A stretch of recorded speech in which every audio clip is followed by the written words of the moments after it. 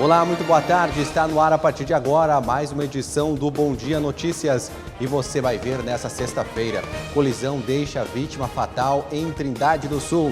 E também falta de chuva causa prejuízos na região do Alto Uruguai. Você vai ver como está a situação em Três Arroios. E também, prefeito aqui de Erechim recebe encomenda da Brigada Militar. Essas e outras notícias a partir de agora no Bom Dia Notícias, que já está no ar.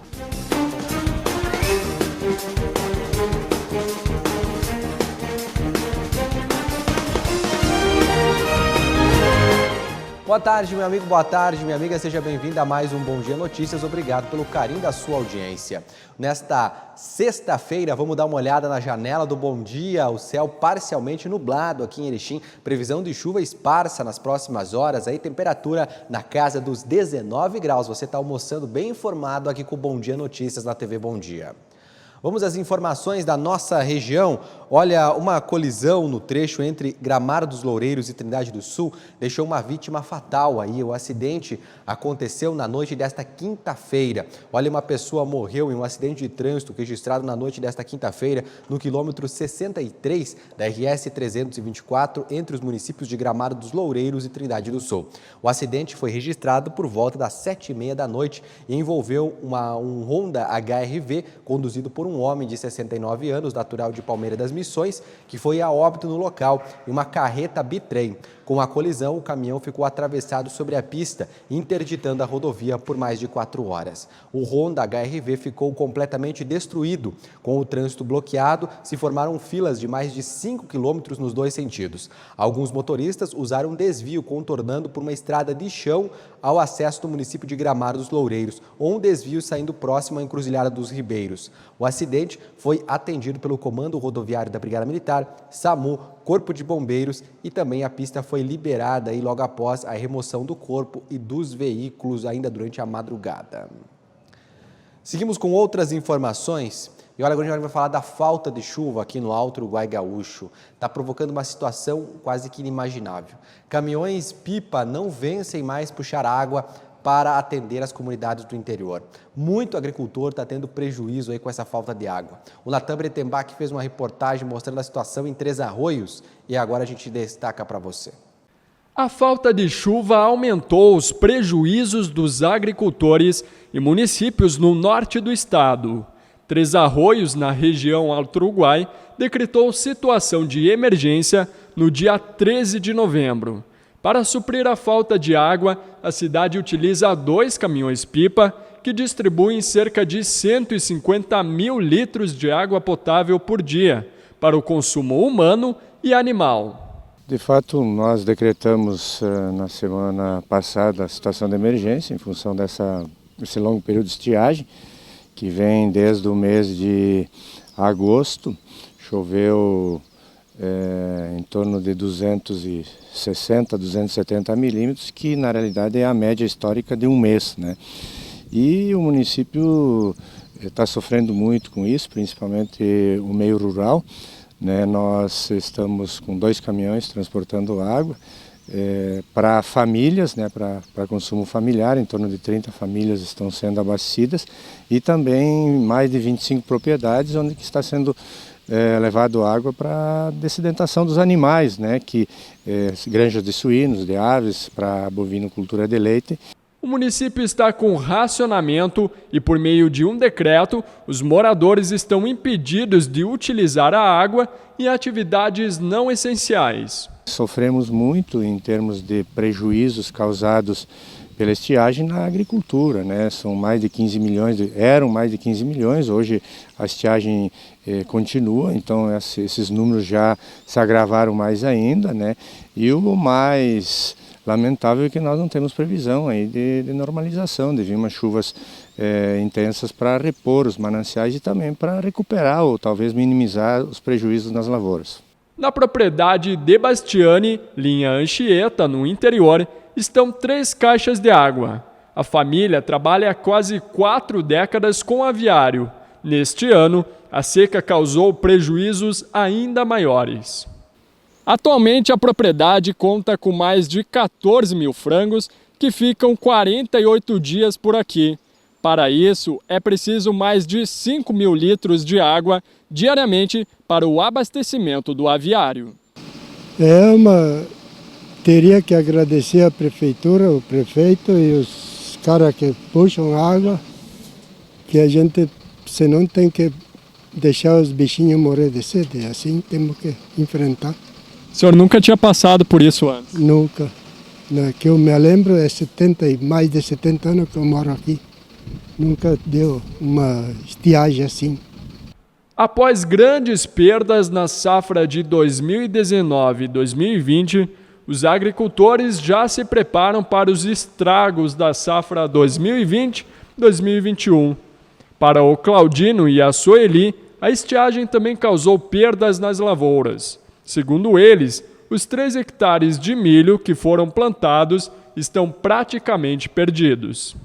A falta de chuva na região Alto Uruguai também provocou perdas na colheita do grão de milho, que já ultrapassam os 40%. Aqui na propriedade, a gente pode perceber o estrago disso, não é mesmo? Está prejudicando por causa que ele não cresceu, o milho não cresceu, e quando a espiga ano passado estava num porte da minha altura, agora nem a flor não está nesse porte. E a flor está saindo seca, não cai em cima do cabelinho da boneca, e nem existe, não se vê nem sinal de boneca ainda. E a flor está seca assim, não vai, acho que nem chovendo não vai dar nada ao milho. Qual que é o prejuízo estimado? Em torno de 5 ou 6 mil, garantido. Eu certo assim não sei, mas a semente é cara e a ureia também. Aqui, a alegria mesmo está ao ver a água chegar aos que precisam, mas fica um pedido de conscientização à população com este recurso tão importante. Essa água é água de poço artesiano, né? Nós, felizmente, aqui na cidade temos 3 poços artesianos que estão se mantendo ainda com a capacidade de água normal. Nós já estamos preocupados, né, que daqui a pouco a gente vai ter que alocar algum caminhão para poder atender toda a demanda que os nossos agricultores, as nossas famílias necessitam. Deve-se dizer que esse trabalho todo de abastecimento da água, ele é gratuito, o município não cobra dos produtores, né? Estivemos essa semana com o secretário da Defesa Civil lá em Brasília, gestionando recursos, né? Devemos encaminhar agora projeto. Hoje já estamos trabalhando nesse sentido para que o governo nos auxilie, ao menos na questão de custear despesas com combustível para fazer esse trabalho de distribuição de água. Tudo custa para o colono plantar e depois perde, né? E ninguém tem culpa, só falta de chuva que é culpada.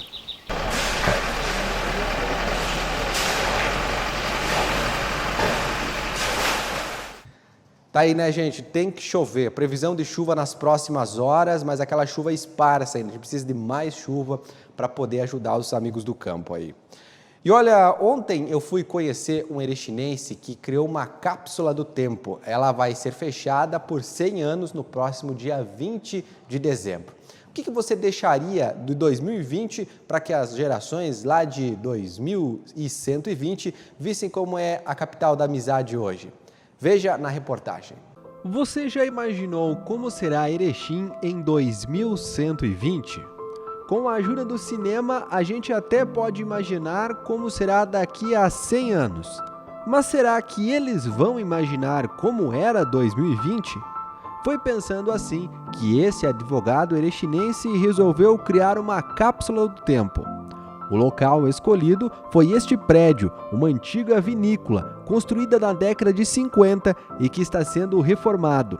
A área pertence à sua família desde os anos 70. A ideia disso aqui surgiu, uma vez que essa parte do prédio tem característica bastante extraordinária, e no primeiro momento a gente iria simplesmente fechar o espaço para que um dia alguém encontrasse. Só que pensando, surgiram outras ideias, acabei por decidir que colocaria objetos meus, meu pai também quer colocar algumas coisas dele, e dessa conversa, desse raciocínio, surgiu a nossa ideia de oportunizar que todo mundo, todo erechinense, pessoas de fora, que queiram depositar no local alguma memória, algum escrito, algum objeto sem valor comercial, também possa depositar e esquecer aqui. Daqui a 100 anos a gente vai abrir esse espaço e quem abrir, no caso vai ser o prefeito municipal de 2120, vai ter acesso a este acervo que poderá constituir algum tipo de acervo histórico. É uma cápsula do tempo, isso é muito comum fora do Brasil. Aqui no Brasil é que a gente não tem esse padrão cultural.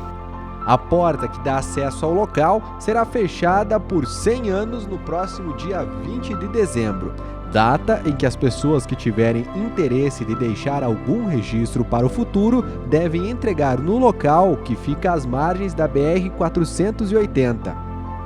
Se trata de uma área privada, não tem um centavo de recurso público, estou fazendo isso a gosto, então também não posso ter muita despesa. A intenção é que as pessoas tragam a sua cápsula, a gente sugere uma garrafa hermética, que daí não tem perigo de esse papel acabar umedecendo e quem sabe se deteriorando.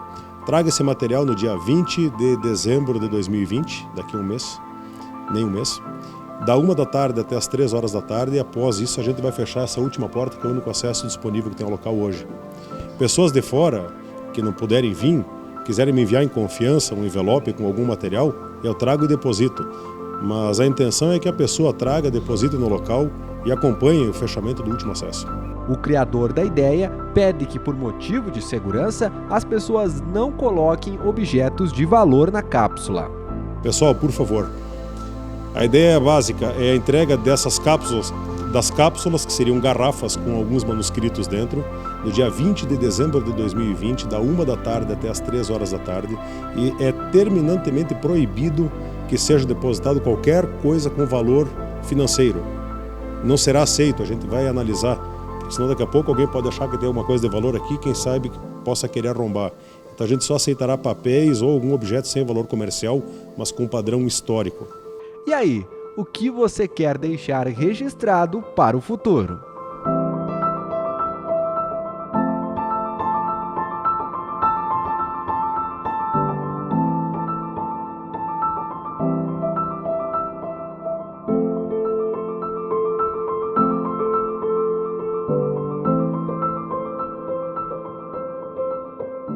Tá aí, hein? Patrick, o que você vai deixar na cápsula do tempo para 2120?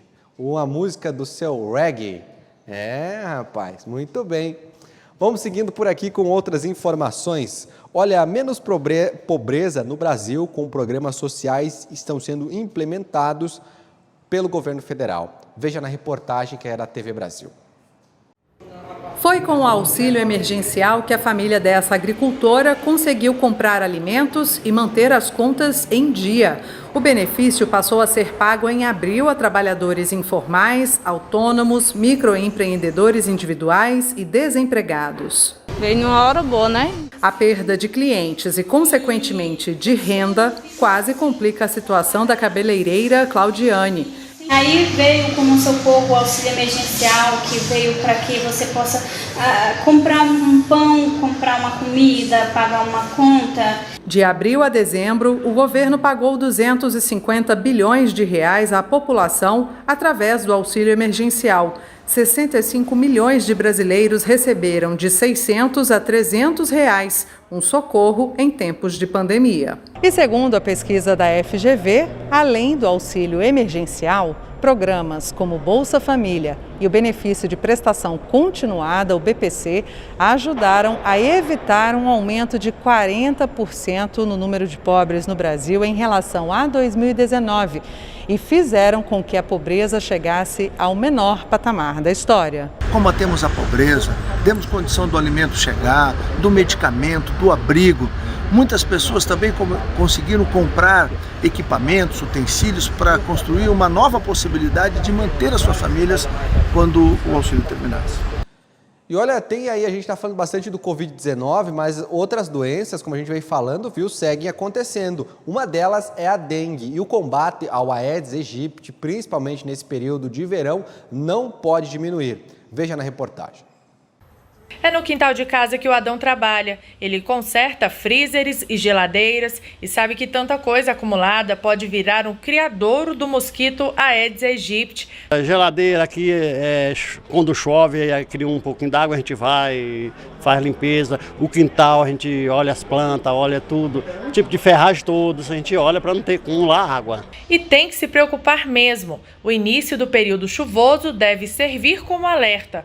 Só de janeiro até novembro deste ano, mais de 971 mil casos prováveis de dengue foram notificados no Brasil, segundo o Ministério da Saúde, e 528 pessoas morreram com a doença. Para evitar o aumento de casos e combater o mosquito Aedes aegypti, o governo federal vem desenvolvendo uma série de ações. Uma delas é a pulverização de inseticida, mais conhecido como fumacê. E a tecnologia ajuda. Um drone espalha uma nuvem de fumaça de inseticida pelas ruas e residências para tentar matar o mosquito e evitar que mais gente contraia dengue e zika. Por mais que o método do fumacê e as novas tecnologias sejam eficazes, o combate mais eficiente ainda é aquele feito em casa. Por isso, a campanha deste ano do governo federal tem como lema: combater o mosquito é com você, comigo, com todo mundo. Nós queremos que você participe desse processo, que você tenha um sentimento de pertencimento a esse processo.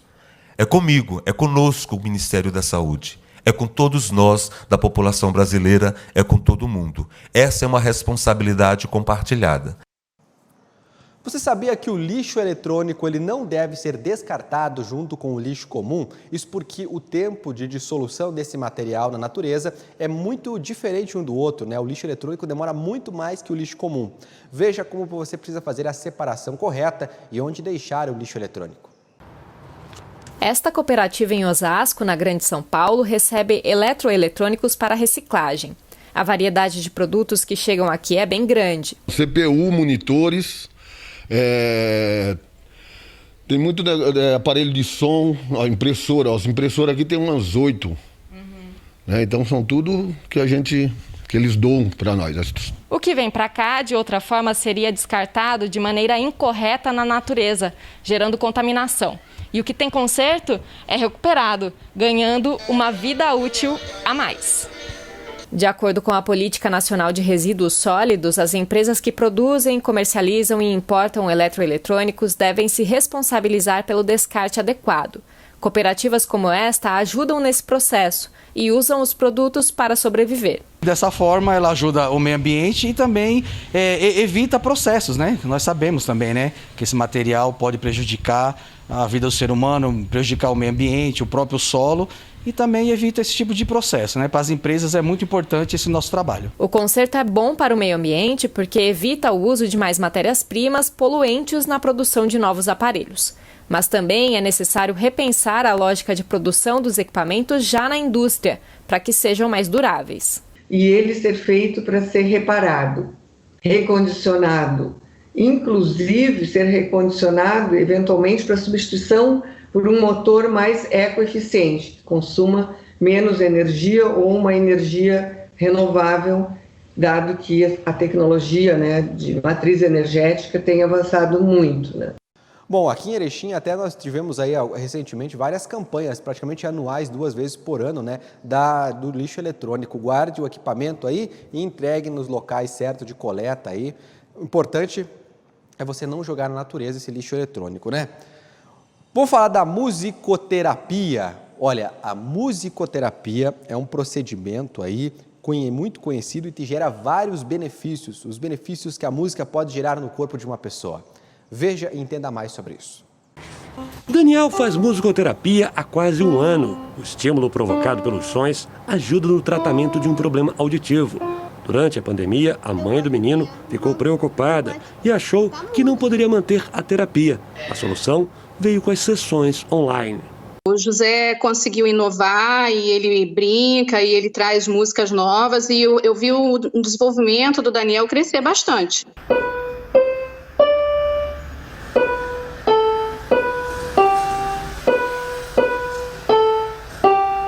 A musicoterapia não é indicada apenas para quem tem problemas auditivos. A técnica pode ser utilizada em diversas situações, como por exemplo para auxiliar no tratamento de casos de ansiedade, estresse, depressão, autismo e outros transtornos psiquiátricos. O terapeuta musical José Henrique diz que a musicoterapia é ideal para amenizar os efeitos provocados pelo isolamento social durante a pandemia do coronavírus. Por isso, ele teve a ideia de oferecer as aulas online, formato lúdico, e os sons e as melodias conseguem atenuar os problemas que abalam a mente e o corpo. Alecrim, alecrim dourado que desceu no campo sem sempre ser meado. Quem não tem instrumento em casa também pode participar. Samba lelê tá doente, tá com a cabeça quebrada. Coisa simples para criar um ambiente bacana, gostoso em casa. As famílias estão pedindo por música, pedindo por professores, por atividades que possam ingressar não só os filhos, como a família. Olha, o Ministério da Educação informou nessa semana que estudantes com doenças contagiosas, como por exemplo o Covid-19, poderão fazer o Enem em uma outra data a não ser aquela divulgada pelo programa. Veja. Pela primeira vez, estudantes que vão fazer as provas do Exame Nacional do Ensino Médio, Enem, vão poder adiar a participação na prova caso tenham alguma doença contagiosa, como meningite, sarampo ou Covid-19. Aqueles participantes que identificarem que possuem uma doença infecto-contagiosa até o dia anterior ao dia da prova, ou seja, o dia anterior ao dia 17 de janeiro ou o dia anterior ao dia 24 de janeiro, deverão acessar a página do participante e colocar o documento médico que confirme a doença infecto-contagiosa, para que não faça a prova e possa fazer o exame na reaplicação no final de fevereiro. Se confirmar a doença no dia da prova, no dia 17 ou no dia 24, você deverá ligar no 0800 61 61 61 para comunicar a doença infecto-contagiosa que você possui. A segurança a mais foi comemorada por Johanna, estudante de Brasília que quer fazer medicina. É também muito importante para nós estudantes que não tivemos um ano fácil e por isso é essencial que no dia a nossa saúde esteja 100% para que possamos assim dar o nosso melhor e garantir a tão sonhada vaga no nosso curso desejado. Vamos voltar a falar de saúde agora. A gente mostrou antes os benefícios da musicoterapia, né? Mas agora a gente vai mostrar para você os benefícios da meditação. Você vai saber aí como ela pode ajudar aí, principalmente no ambiente corporativo. Te liga. Sérgio viveu dias de angústia com a pandemia e o trabalho remoto. Começou a ter dificuldades em se concentrar nas tarefas. Aí surgiu a oportunidade de meditar no trabalho. Já são 4 meses e muitos resultados. Eu consigo prestar atenção um pouco mais em mim, cuidar um pouco mais da minha saúde mental e trazer essa calma, esse foco que eu tanto preciso. O Alexandre é dono de uma empresa que oferece meditação em grupo para o ambiente corporativo. Ele conta que a procura aumentou muito com a pandemia. Principalmente no começo da pandemia, as pessoas ficaram muito aflitas. Elas não sabiam como lidar com isso. De repente, a morte passou a estar muito próxima da gente no momento em que a gente não esperava, né? Esvaziar a cabeça, deixar o cérebro livre de pensamentos. Não, isso não é meditar. O exercício envolve concentração, foco e gentileza com as próprias falhas. Deve ser feito quase todos os dias, como uma ginástica, uma atividade física. No início, cerca de 10 minutos por dia. E com o tempo, é possível meditar cerca de meia hora, sem nem perceber. A forma mais simples de se meditar é prestar atenção na sua respiração. A pessoa começa a prestar atenção na respiração e se distrai com os pensamentos, com situações externas. E o segredo da meditação é exatamente esse, reconhecer que você se distraiu com os pensamentos, que é um processo extremamente natural e esperado, e voltar a prestar atenção na âncora, que é a respiração. Seguimos com outras informações, vamos seguindo falando de saúde. Olha, a pandemia diminui as visitas ao oftalmologistas no Brasil, gente. Mas é importante, como a gente falou aqui de outras doenças, não podemos deixar aí de se cuidar, né? Tem que continuar indo, mesmo que com todos os cuidados aos médicos. Um deles é o oftalmologista. Veja. No início do ano, Vanja recebeu a indicação de fazer a cirurgia de catarata, uma doença nos olhos que pode levar à perda da visão.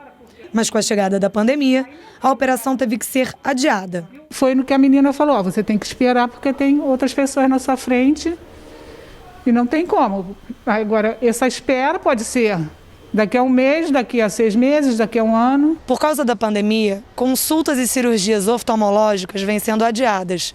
Segundo um levantamento realizado nos Estados Unidos, a oftalmologia é a especialidade que teve maior queda nos atendimentos nesse período. Segundo clínicas de cuidado com os olhos, os fatores que explicam a redução na assistência em oftalmologia na pandemia são o fato de a procura não costumar ser uma emergência e por a maioria dos pacientes oftalmológicos ser formada por idosos que cumpriram a quarentena. Segundo a Organização Mundial da Saúde, de 60% a 80% dos casos que terminam em cegueira ou deficiência visual grave poderiam ser evitados ou controlados com diagnóstico e tratamento precoces. Por isso, esse especialista alerta para a importância do cuidado preventivo com os olhos. Os pacientes devem fazer um exame oftalmológico, com certeza, na infância, assim que puder, durante o seu crescimento, de uma forma regular, e depois de uma certa idade, depois dos 40 anos, até anualmente, porque existem doenças que são prevenidas. Muito bem, meu amigo, muito bem, minha amiga. Agora tem um recado importante para você que está pensando em comprar, vender ou alugar um imóvel. A Solar Imóveis é imobiliário de confiança e qualidade e tem sempre as melhores opções para você que quer uma casa maior, um apartamento com mais espaço ou está procurando o local ideal para colocar sua loja, o seu escritório, por que não a sua indústria. Todas as opções você encontra lá na Solar Imóveis. Visite agora mesmo a Solar Imóveis no centro aqui de Erechim, pertinho da Caixa Econômica da Sete, ou então acesse o site solarimóveis-rs.com.br. Só no site da Solar você vê todas as fotos dos imóveis, as condições de pagamento e a documentação necessária. Tudo o que você precisa saber na hora de comprar, vender ou alugar um imóvel. Não perca tempo, viu? Compra, venda e locação de imóveis é na Solar Imóveis. Muito bem, meu amigo, muito bem, minha amiga. Nós vamos para um rápido intervalo. Na sequência tem os destaques da coluna Pente Fino, imagens de Erechim na sua tela neste momento. Céu está parcialmente nublado, previsão de chuva aqui na capital da amizade, mas é aquela chuva esparsa. Temperatura na casa dos 20 graus. Fique com a gente, nós já voltamos. O Master traz até você a nova loja de compras virtual, loja.mastersupermercados.com.br. Num clique, sua compra está em casa. Acesse loja.mastersupermercados.com.br. Selecione os produtos de seu interesse, cadastre-se e faça o pagamento com os cartões e receba suas compras em casa. É fácil, prático e seguro. Loja virtual Master Supermercados. Num clique, sua compra está em casa. Master Supermercados. Tá no Master? Tá em casa. Quando o seu dinheiro circula na economia local, ajuda a desenvolver toda a sua região. Participe desse movimento você também. Vamos juntos contribuir com quem é daqui. Alô, nosso povo caipira de Erechim, Alto Uruguai. Eu sou o Jordano, apresentador do programa 100% Caipira, e eu tô convidando você para assistir o nosso programa todos os sábados, às 8 da noite, aqui pela TV Bom Dia. Você é o nosso convidado. O povo admira, fizemos o que amamos. Enquanto for vivo, vamos ser 100% caipira. O Novembro Azul é uma campanha mundial que conscientiza sobre a importância da prevenção e do diagnóstico precoce do câncer de próstata. A Clínica de Olhos Erechim está com você na luta contra o câncer de próstata. Previna-se, pois prevenção também é coisa de homem. Não seja infantil. Homem que se cuida tem atitude. Valorize sua vida. Nesse minuto, ele está pensando no primeiro carro. Ela pensa em trocar. Eles pensam em reformar a casa. E muitos estão pensando em como sair do vermelho. Tem os que planejam investir no negócio e também nas próximas férias. Seja qual for o seu plano, a Cressol tem o crédito ideal para realizá-lo. Crédito Cressol. Antes, a vida era assim. Depois, ficou assim. Agora continuamos nos cuidando e nos protegendo. Continue valorizando a vida. A distância salva no trânsito também. Coloque-se no lugar do outro. Cuide dos ciclistas. Cuide dos pedestres. Cuide de você. Eu me coloco no teu lugar. Detran, Governo do Estado do Rio Grande do Sul. Novas façanhas. O Master sempre tem muita oferta. E o cliente Master Mais Vantagens economiza ainda mais. Faça já o seu cadastro e aproveite. Tá no Master, tá em casa. 1 em cada 6 homens desenvolve o câncer de próstata. O preconceito ou descuido pode custar a sua vida. A maior demonstração de coragem de um homem é a prevenção. Cuide-se o ano inteiro, não apenas no Novembro Azul. Olá pessoal, tudo bem? Aqui é Ricardo Catani e eu estou passando aqui para dizer que toda semana eu vou estar conectado com você aqui na TV Bom Dia, falando sobre empreendedorismo, vendas e muita estratégia comercial. Vamos abordar assuntos sobre a realidade empresarial, trazendo dicas e muita solução de mercado. Não deixe de assistir, eu espero por você. Você tem um plano para os próximos 365 dias? A Unimed tem. Planos que cooperam com a saúde da sua empresa e com a economia local. Cuidado completo para você e seus funcionários. Soluções que combinam com o seu negócio. Conecte-se com a gente e transforme sua empresa em um grande negócio. Superar este momento juntos. Esse é o plano. No mês de combate ao câncer de próstata, o Centro Hospitalar Santa Mônica reforça a importância da prevenção e do diagnóstico precoce do câncer de próstata. Atualmente, este é o segundo tipo de câncer mais comum entre os homens brasileiros. Por isso, o Centro Hospitalar Santa Mônica conta com um moderno centro de tratamentos das doenças da próstata e cálculos renais. Estamos juntos nesta luta contra o câncer de próstata.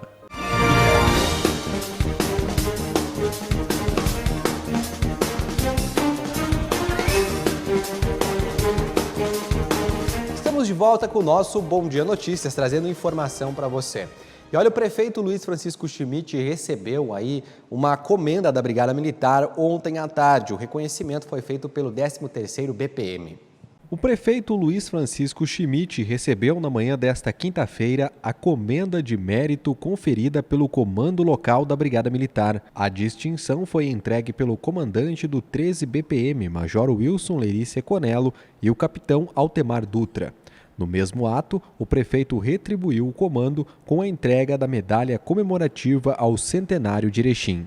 Muito bem, vamos aos destaques agora da coluna Pente Fino com o nosso colega Rodrigo Finardi, que mais cedo conversou com o Natan Bertembach. Boa tarde, Natan. Vamos agora saber quais são os destaques da coluna Pente Fino com o jornalista Rodrigo Finardi. Boa tarde, Finardi, tudo bem? Boa tarde, Natan. Tranquilo? Tudo certo. Vamos à tua coluna, reflexos da pandemia, abre aspas, as equipes estão se exaurindo física e psicologicamente. Conversei na manhã de ontem com o prefeito. Isso depois que, você lembra que foi na segunda, na terça, tivemos o toque de recolher, depois ele voltou atrás, né, por uma série de fatores. E nós conversando o que fazer com esse aumento dos casos. Ontem foram 122 novos casos e 2 mortes. Nós estamos hoje sai as cor das bandeiras, devemos permanecer na vermelha, e que como tem isso no turno domingo, nós podemos posteriormente ter uma questão mais grave no estado, mas vamos deixar para um próximo momento. O que é o foco do prefeito aqui? Ele disse que as pessoas não estão fazendo a sua parte, que realmente ele tem razão, né? Que muitos não estão dando valor, estão politizando demais essa doença e não é uma questão de saúde, é uma questão de ciência. E ele está muito preocupado com as equipes que estão na linha de frente de saúde, médicos, enfermeiras. Hoje são quase em torno de 50 pessoas afastadas, umas por questões de saúde da Covid, mas muitos estão por questões mentais, cansados, estressados, e isso pode aumentar. Sim. E quem está ficando, tem menos pessoas, cara, Nós estamos numa crise, além da doença em si, dos hospitais quase lotados, que eu vou falar depois, nós temos essa outra questão. Daqui a pouco podemos ter também a falta de profissionais de saúde para atender quem precisa. A situação é muito grave. A situação, Finardi, inclusive, eu e a Isabel Seaber, a gente esteve acompanhando, né, a coletiva de imprensa, reunindo representantes da AMAL, também dos hospitais, e o representante do Hospital de Caridade, ele disse que tem bastante gente formada nessa área da saúde, mas infelizmente não tem gente preparada física e psicologicamente para isso. Até tem essa questão, e nós temos uma questão que, se tu fizer um levantamento, quando acontece a questão de entubar as pessoas mais graves, poucos têm essa experiência de intensivista. O cara é muito bom na sua área, mas entubar não é qualquer um que faz. Nós não temos muitos profissionais que fazem isso, né? Isso é só um, senão nós podemos ter problema de insumos e outras coisas também, né? Falando da AMAL, né? Já que tu tocou no assunto da AMAL, também falei com o Jackson ontem. O Jackson, acho que é o cara que mais sabe dos números no Alto Uruguai, na R16, né? Ele, desde o início da pandemia, ele tabula tudo, ele sabe os números, e ele diz assim, ó, a situação está partindo de um cenário preocupante para um crítico. Não precisa dizer mais nada, né? Ele diz que os hospitais começam a saturar. O que é isso? É uma sobrecarga antes do colapso. E eu repito aqui, o que é o colapso da saúde? É o momento que tu pode ter 1 milhão embaixo do teu colchão e tu não vai ter atendimento. Tu não tem aonde ser atendido. Ninguém fala em plano B. Porque vai que se lota, o que vamos fazer? As informações que eu tenho é que já olharam as instalações do Patronato São José, algum hotel que poderia servir para isso, como um hospital de campanha, o colégio agrícola e também o seminário. Mas isso não que irá acontecer, mas o município tem que estar atento e buscar uma alternativa caso realmente colapsar todo o sistema. E não é de saúde pública e privada, eu estou te dizendo, entendeu? Então é um momento extremamente grave, né? A população não está entendendo, não politizem esse vírus, ele mata, ele é mortal, e o pessoal não está dando muito bola. Tudo é questão política, tudo é o A, o B, o C, e a vida, que é o primeiro plano, ninguém dá bola. Só quando acontece do lado da família, que quem sabe já vai ser tarde. Eu botei esses dias, no momento que ele vê um ente querido no caixão, quem sabe vai acreditar, mas daí já é tarde. Finardi, um questionamento na tua coluna, tucanos no próximo governo. As urnas dos 17 vereadores eleitos de Erechim, no papel, 8 são do governo. São 5 do MDB, 2 do PSB e 1 dos republicanos. 5 são aqueles independentes, que a maioria apoiou o Polis, tudo lá, mas agora para apoiar mais tem outra negociação. Nós temos 1 o PTB, 2 o PT, 1 o PCdoB e 1 o PDT. Mas o PDT pode ser livre, mas pode ser da oposição. Na oposição nós teríamos os 3 do PSDB e o 1 do PP, que é o Renan Socorro.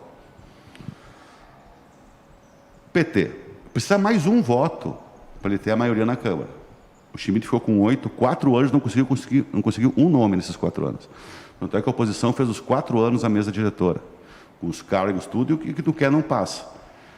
Na cabeça de alguns, os dois me negam, tanto o Polis como o presidente do PSDB nega essa aproximação. As pessoas, outras pessoas ligadas aos governos falaram. Se ele buscar o PSDB, que tem 3 candidatos, ele passa a ter 11, maioria com sobra.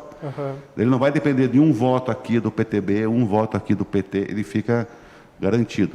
Negam, mas onde é fumaça, vamos aguardar que pode se abrir o caminho. Daí nem todos vão deixar o governo. Tá certo. Aí tem outras negociações, que o PSDB é o partido do atual prefeito Luiz Schmidt, né? Finardi, abaixo da tua coluna, não precisa desenhar uma criança sabe um adulto humano. Nós falamos agora de consciência, né? Que as pessoas não têm, que politizam tudo. Essa foto, fica em casa, uma criança mostrando o vírus lá de fora e provavelmente os pais deles, o aluno, com as máscaras se cuidando. Uma criança desenha isso, ela entende a dificuldade do momento, com toda a sua informação ainda, isso serve de lição para um adulto, entendeu? É por isso que eu digo, não precisa desenhar, né? Para explicar o que ele está querendo dizer nessa foto. Então eu faço um apelo aqui, que a gente não faça mais essa questão do negacionismo, que é a grande coisa, que é tu não acreditar na ciência, isso é terrível. Deixa a ciência trabalhar e tome seus cuidados. Ninguém está pedindo para ninguém deixar de trabalhar.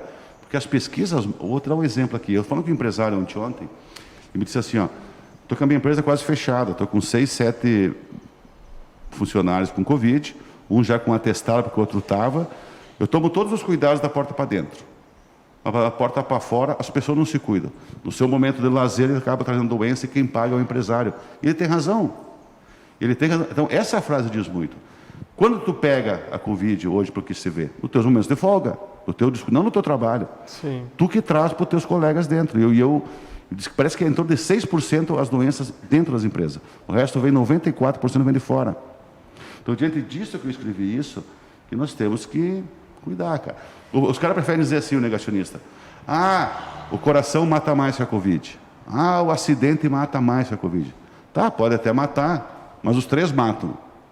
Então, é o tipo de argumento muito frágil, sem qualquer tipo de embasamento, né?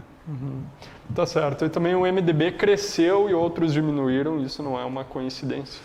Olha, eu estava pensando nessa análise e acabei... Ontem escrevi. Por quê? Por que essa análise aqui, o MDB cresceu e os outros diminuíram? Ao natural, nessa eleição, quem deveria concorrer a prefeito pelo MDB seria a Ana. Ela concorreu na outra eleição, em 2016, perdeu por 12 votos para o Chimino, aquela eleição histórica. Mas, em momento algum, ela se furtou em trazer o Polis para dentro do MDB e mais o seu grupo, sabendo que ele tem mais voto que ela, sabendo que isso provavelmente ia tirar a candidatura dela a prefeita, a pessoa no partido. E mais, não só ela, mas mais pessoas do MDB, né? Então, nesse momento que ele foi para lá, eles começaram a se organizar. Estão há 3 anos se organizando. Enquanto os outros preferem... Se o Natan tem mais voto que o Finardi, se apresentando um partido, o Natan não vai entrar no meu partido. Vou perder meu status de maior. O que acontece? Teu partido vai incluindo. Eu tenho lei nos partidos para dizer aqui, não vamos citar um por um, porque tem partidos que estão ficando cada vez menores, não se tocam o porquê. É por essas ações. Eu não queria trazer pessoas com estofo, com votos para dentro, com medo de perder seu status. Entendeu? Então, esse trabalho o MDB fez. Ficou 3 anos trabalhando com a equipe. Enquanto as pessoas, não havia nenhum candidato ao governo, partido deixando o governo, candidatura se dividindo, o MDB já estava com o seu plano de governo, com as equipes montadas de trabalho, com parte gráfica, e os outros não sabiam nem o que iam fazer, se iam concorrer ou não. Até que foi no último dia, no último minuto, estavam brigando até lá. Muitos esperaram na questão judicial, que era uma questão de tempo para o Paulo estar fora, e eu falei para várias pessoas ao longo do processo que me perguntavam quem que vai ganhar as eleições finais. Eu disse assim, o MDB. O que eu recebi da resposta? Não, o Polis não pode concorrer. Mas eu não estou falando do Polis. Estou falando do MDB. Com 3 candidaturas, podem trocar o nome que quiser, vai ganhar. Pode ganhar com menos votos, mas vai ganhar igual a eleição. Porque a direita se dividiu. Nunca na vida, que eu falei ontem aqui, nunca na vida a oposição deu as cartas numa eleição. Foi a primeira vez elegida, nas últimas 8 eleições, pelo menos. É que esse era um pouco diferente, com lista tríplice, mas desde os anos 90, no voto popular é assim. Sempre quem dá as cartas é o governo. E essa vez não, o governo ficou refém, sem candidato, com 2 candidaturas até no último momento, não se paga um preço dessa organização. Que esse modelo que o MDB adotou seria demais para os demais partidos. A sociedade ganha se nós tivermos partido organizado, com mais qualidade, proposta, tudo. E eu vejo que isso não teve. Porque se numa urna, em Erechim, que nunca aconteceu na história, tem vereadores em determinado lugar da cidade fazendo mais votos que candidato a prefeito, olha, esses que perderam, façam uma profunda análise para ver onde você não acha culpados. Põe o dedo na moleira e faça a sua análise. Tá certo, Finardi. Para o fim de semana tem alguma coisa já preparando? Olha, Erechim no mês de outubro, que saiu ontem, né, os números do CAGED, foi o mês que ele mais gerou empregos no ano. E esses números positivos de ontem acabou dando reflexo nos números do mês de outubro, os 10 primeiros meses do ano deu reflexo do ano, e pela primeira vez, fora janeiro e fevereiro, antes quando começa a pandemia, está no positivo do ano também. Isso é um bom sinal, né? Pelo menos está gerando emprego e renda, até pela diversidade da economia. Eu acho que isso é amanhã eu vou trazer os números disso. Tá certo, então, Finardi. Obrigado, bom fim de semana. Para todos nós. Vamos agora com o comentário do Igor Milha.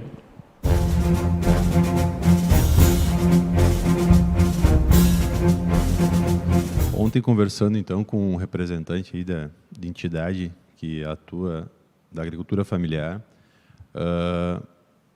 é bom lembrar, antes de fazer esse gancho, é bom lembrar que nós saímos de uma seca já nesse ano mesmo, em janeiro, fevereiro, né? Nós tivemos uma seca muito severa aqui no Rio Grande do Sul e no Alto Uruguai foi atingido também, que gerou perdas aí que chegaram só na área de grãos a quase passaram R$500 milhão. E ontem eu estava conversando então com um representante de uma entidade aqui que representa a agricultura familiar, e ele disse que na seca passada o governo do estado já não liberou recursos como havia prometido, não liberou recursos para fazer o enfrentamento da estiagem. E ontem ele estava participando de uma reunião na Assembleia Legislativa e também não sinalizaram com a liberação de recursos, ou seja, o estado ainda anda como uma formiguinha, totalmente parado. É importante, sim, todo o atendimento que está sendo dado, atenção para a questão da pandemia do novo coronavírus. É muito importante o que vem sendo feito pelo poder público estadual, mas, ao mesmo tempo, existem outras coisas acontecendo. A vida não para e não se resume somente à pandemia. A pandemia está aí, sim, e tem que ser atacada. Tem que ter a conscientização, tem as bandeiras, enfim. Existe essa gestão sanitária que tem que ser feita. E é imprescindível também. Mas existem outras áreas, não dá para simplesmente ficar somente atuando na questão da pandemia.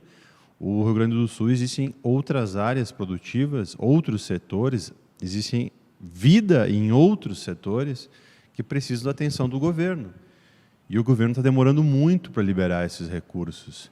O que os municípios precisam? Precisam de recursos para fazer novos poços, precisam da agilidade nas licenças e também máquinas e infraestrutura para viabilizar esses poços que vão atender o momento agora, neste momento de seca, mas também ficarão aí para os próximos anos, para as comunidades, enfim, para que não se passe por um processo como esse.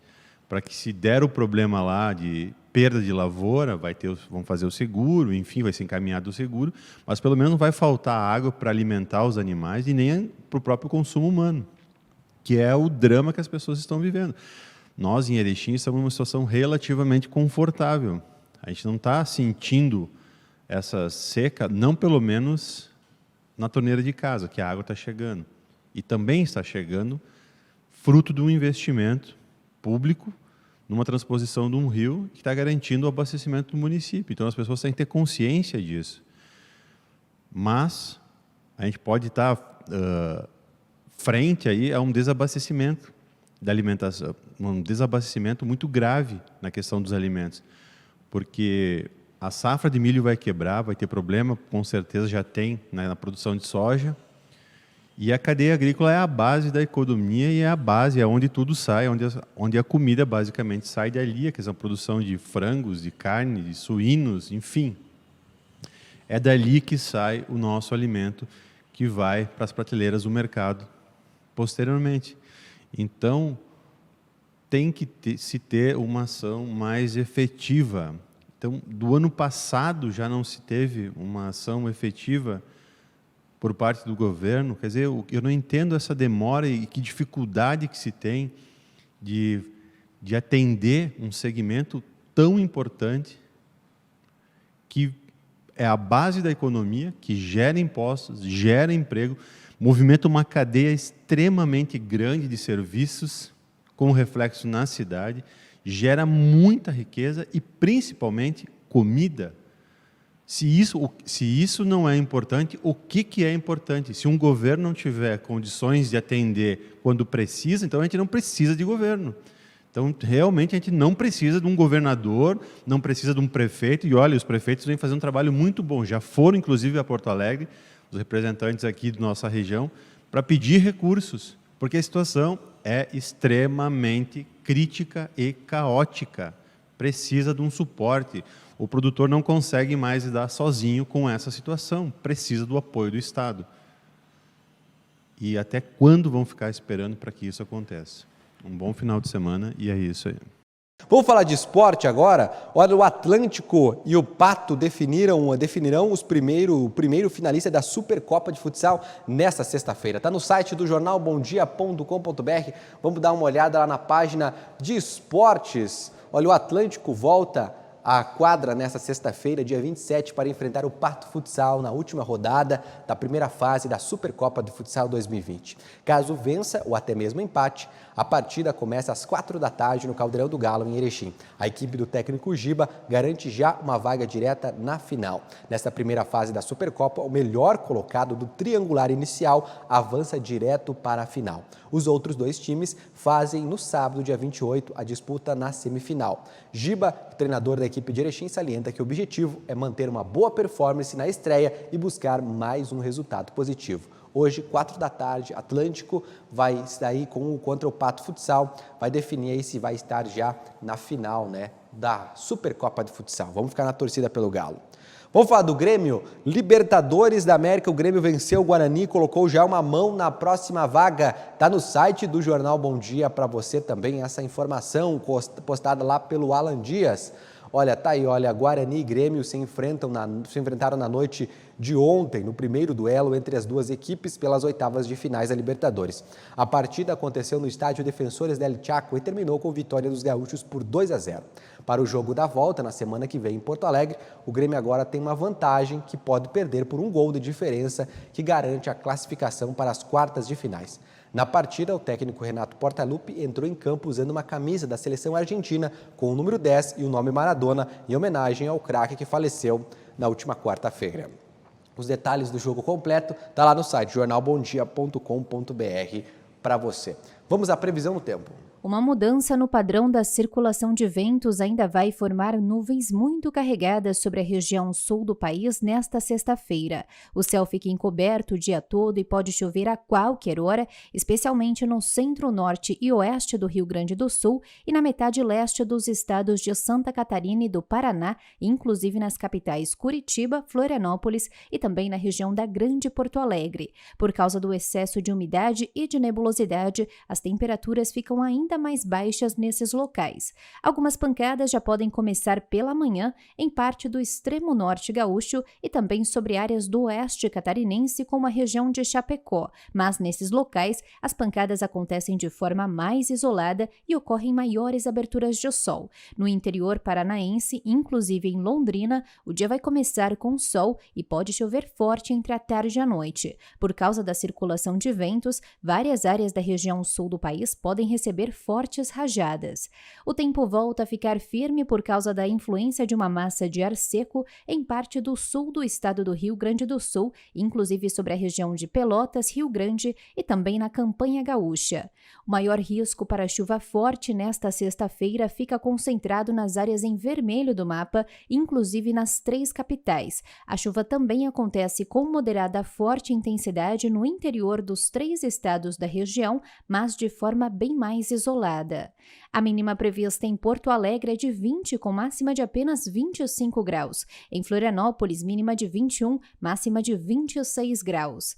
Nos próximos dias, a região sul do país deve se preparar para receber muita chuva. Os volumes acumulados podem até superar os 150 milímetros em grande parte das áreas gaúchas, em todas as áreas de Santa Catarina e em parte do sul e leste do estado do Paraná. As pancadas serão menos expressivas em parte do norte do estado do Paraná e também sobre áreas do extremo sul gaúcho, onde os volumes variam de 30 a no máximo 50 milímetros nos próximos dias. Vamos agora ao Bom Dia Entrevista. No Bom Dia Entrevista de ontem, a Amanda Mendes conversou com o diretor da URI aqui de Erechim, Adilson Stankiewicz, sobre o vestibular. Te liga. Olá, Leandro. Boa tarde a todos que estão nos assistindo. Boa tarde, professora Adilson. Muito boa tarde, um prazer para a gente estar aí no Jornal e TV Bom Dia para falar aí sobre o nosso vestibular EAD, né, sobre os nossos cursos EAD, um modelo de graduação que a URI ingressou aí há mais ou menos 2 anos e que está agora consolidado. Professor, a campanha desse ano ela teve como tema o conhecimento que transforma. Gostaria que o senhor falasse um pouquinho como que foi a escolha desse tema e como que a campanha foi planejada. Ah, maravilha. Então, todos os anos a gente busca um mote, né? Um mote assim que leve a questão daquilo que o aluno busca em termos de uma instituição que tenha qualidade, que tenha inovação, que tenha também um reconhecimento, né, já pelo seu tempo no mercado de trabalho. Então, o mote da campanha desse ano, né, exatamente traz essa questão, né, a questão da fome de conhecimento, a questão de você poder querer e estudar dentro das suas condições, dentro dos seus horários, dentro da forma que o seu trabalho, que a sua vida permite, né, com valores extremamente competitivos, né? Então, tudo isso está dentro do mote da nossa campanha de vestibular EAD, Amanda. A modalidade à distância da URI, ela contém cursos que são totalmente com aulas à distância, né, em EAD, e outros cursos que têm um sistema híbrido. Queria que o senhor explicasse um pouquinho para quem não tem ainda tanta noção da diferença entre os dois cursos. Maravilha. Então, os cursos 100% EAD, o aluno ele vai fazer a sua caminhada, né? Ele vai se inscrever nas disciplinas do módulo, vai desenvolver essas disciplinas durante um período específico, mas dentro da sua disponibilidade de horário. Então, se o aluno tem disponibilidade de estudar à tarde, ele vai estudar à tarde. Se tiver à noite, vai estudar à noite. Ele vai ter um período para desenvolver essas atividades. Tem alguns momentos, sim, de interação com o professor, tem chat. Toda a estrutura da URI, na verdade, ela está à disposição, apesar do curso ser EAD, né? Já os cursos híbridos são cursos em que, em alguns momentos, você está presente dentro da universidade, né? É o exemplo... Por exemplo, é o curso de biomedicina. O curso de biomedicina, as aulas são 2 vezes por semana presenciais, são aulas de laboratório, né, uma vez que é um curso bastante prático, e as outras aulas elas são na modalidade online em casa, né? Da mesma forma, o curso de estética e cosmética, então você tem um dia na semana que você está presente aqui na universidade, e nos demais dias você estuda em casa, então mantendo a flexibilidade de estudo, né? Então, é bacana porque esses cursos que necessitam realmente de atividades de laboratório, nós temos toda a estrutura maravilhosa montada aqui, e o aluno também tem essa oportunidade por custos bastante reduzidos, assim, e ainda mantendo uma boa flexibilidade em relação aí aos seus horários de estudo. E neste ano, professor, quais são os cursos que estão ofertando vagas nessa edição do vestibular? Puxa vida, olha, são muitos cursos, tá? Administração, nós temos um curso novo de Big Data e Inteligência Analítica. Hoje essa parte de controle e administração de dados é extremamente importante, né? Ciências contábeis, gestão ambiental, gestão de agronegócios, gestão financeira, história, logística, matemática, processos gerenciais, serviço social, análise e desenvolvimento de sistemas, biomedicina, né, essa que a gente falou, a questão do hibridismo, né, graduação flexível, estética e cosmética na mesma modalidade, depois gestão comercial, gestão de recursos humanos, gestão pública, letras, língua portuguesa, marketing, pedagogia, produção industrial e redes de computadores. É, assim, um card bem extenso para todas as áreas, né? Quem quiser estudar. Tem muita gente fazendo a segunda graduação, pessoas que estão há muito tempo já fora da sala de aula, que fizeram a sua graduação há 10, 15, 20 anos, querendo se qualificar, buscar novas posições no seu trabalho ou outras oportunidades no mercado de trabalho e vindo fazer esses cursos EAD. Eu acho um negócio bacana também, Amanda, é nós destacarmos que a partir do ano que vem nós vamos entrar com as pós 100% EAD também. Nós já vamos largar 17 cursos a partir de janeiro. Então, para aquelas pessoas que já têm a graduação e querem se especializar na sua área, também vai ter essa possibilidade aqui na URI Erechim. Perfeito. Com relação aos prazos, professor, está se encerrando, né, o período de inscrições e também há várias condições de ingresso, né? O senhor comentou da segunda graduação, sei que tem várias formas das pessoas ingressarem no EAD da URI. Poderia falar um pouquinho mais sobre isso? Sim, com certeza. Então, nós temos várias formas de ingresso realmente, né? A primeira forma é pelo vestibular online. Então, você entra no site da URI e faz a sua inscrição online, já vai receber o link, já vai poder fazer o vestibular, na sequência já vai poder se inscrever também. Você também pode ingressar com o seu diploma, né? Quer dizer, você já tem um curso superior, não precisa fazer o vestibular, basta solicitar o reingresso com um diploma de curso superior. você pode fazer a transferência para a URI, você pode estar fazendo um curso presencial EAD e trazer esse curso aqui para a URI, né? Inclusive aproveitando algumas disciplinas, aí você vai conversar com o seu coordenador de curso e ele vai fazer a grade de revalidações. Você pode utilizar a nota do Enem, né? Então pode entrar no EAD URI utilizando a nota do Enem, não precisa fazer o vestibular também. Se você é ex-aluno URI, vai ganhar uma bolsa, vai ganhar um desconto aqui com a gente também, né? Então as possibilidades de ingresso, assim, elas são muitas realmente, tá? Eu acabei confundindo os prazos, né? Na verdade, o prazo que está se encerrando é do vestibular de verão, que para os cursos presenciais, né? Se encerra semana que vem e teve algumas mudanças com relação à pandemia, né? Para ter mais cuidados com o aumento de casos. Gostaria que o senhor falasse um pouquinho dessas mudanças para o vestibular de verão, lembrando que são para os cursos presenciais da URI aqui de Erechim. Maravilha, mano. Então, virando a chave agora, saímos do EAD e vamos para o presencial. Nós estamos com o vestibular aberto, realmente, são os últimos dias. Encerra-se as inscrições no dia 1º de dezembro, né? E o vestibular ele vai ocorrer no dia 6, lá no próximo domingo. Em relação ao vestibular, realmente houve uma alteração em função da bandeira vermelha, do momento de pandemia, que acabou ficando mais intenso agora, né? Nós tínhamos previsto prova presencial para todos os cursos. O único curso que manteve com prova presencial no dia 6 será o curso de medicina. Então, o curso de medicina ele se mantém com prova presencial no dia 6. No entanto, os demais cursos todos passaram para a modalidade online. Ou seja, o aluno vai fazer em casa, no seu computador, no seu notebook, ele vai poder fazer lá, vai ser igual como se ele estivesse aqui, lá no dia 6 de dezembro, né? Mas fazendo na sua casa, no conforto do seu lar, na segurança do celular. Ele vai receber um link via e-mail, né? Também, se ele não receber o link, basta acessar a nossa página com o seu usuário e senha que ele cadastrou no dia da inscrição do vestibular. E lá vai estar, então, aberto a partir do meio-dia do dia 6, aberto o link para ele poder desenvolver a sua prova de redação somente, né? Para os demais cursos. Já para o curso de medicina, não. O curso de medicina, a prova começa às 13h, ele vai ser presencial. Tem 80 questões escritas, mais a redação em si, né? Esse sim, até pela quantidade de concorrentes, é necessário que o curso seja presencial, então ele segue na modalidade programada e acontecendo na data programada no dia 6. Mas os demais, uma facilidade a mais, né? O custo da inscrição no vestibular está R$30, R$15 se for a nota do Enem. Você pode usar a nota do Enem também, né? No vestibular presencial. E para o curso de medicina já são R$180, aí já o valor é diferente também. Claro. E tem previsão da data que os resultados serão divulgados?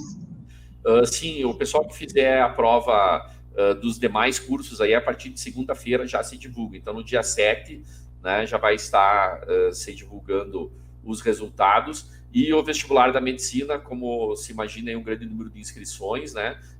A gente acredita que a partir do dia 8, talvez dia 9, para se divulgar os resultados aí do vestibular de medicina. Mas dos demais cursos todos vão estar sendo divulgados já na segunda-feira e na sequência o pessoal já vai poder fazer as suas matrículas também. A procura está muito boa, está inclusive superior à procura do ano passado, né? Está superando a nossa expectativa. Hoje nós devemos estar aí com um total, somando todos os cursos, aí em torno de 1.300 a 1.400 inscritos. Então está sendo uma procura bem interessante. Bem, professor, eu acredito assim, que nossa parte seja isso. Não sei se o senhor quer pontuar mais alguma coisa que eu não tenha perguntado.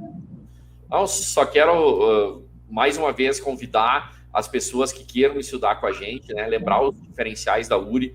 A URI ela tem mais laboratórios do que sala de aula nos seus cursos presenciais. Nós temos uma quantidade aqui de professores, doutores e mestres, cursos extremamente bem avaliados. No EAD não é diferente, os professores são os mesmos do presencial, né? Quer dizer, está toda a qualidade URI por trás. O que tem de diferente é a possibilidade da flexibilidade, de você poder adaptar os seus próprios horários, né? Os custos mais baixos também.